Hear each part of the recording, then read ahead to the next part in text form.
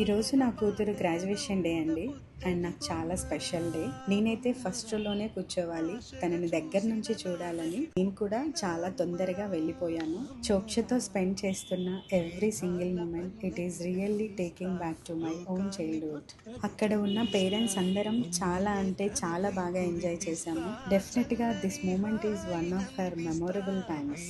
ఈ రోజైతే మా హస్బెండ్ మీటింగ్ ఉండడం వల్ల రాలేదండి. అక్కడ ఆయన, ఇక్కడ చోక్ష చాలా అంటే చాలా ఫీల్ అయ్యారు. కానీ ఏం చేస్తాం, కొన్నిసార్లు తప్పదు.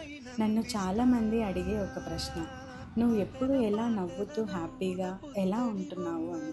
అండ్ నా సమాధానం చాలా సింపుల్. నేను ఎవరి జీవితంలో జోక్యం చేసుకోను. నేను ఏంటో, నా పని ఏంటో, నా కూతురు, నా కుటుంబం, ఇదే నా ప్రపంచం. నా చేతిలో లేని విషయాల గురించి ఆలోచిస్తూ నా మనసును నేను ఎందుకు బాధ పెట్టుకోవాలి. నేను మార్చలేని వాటిని వదిలేయటం నేర్చుకున్నాను.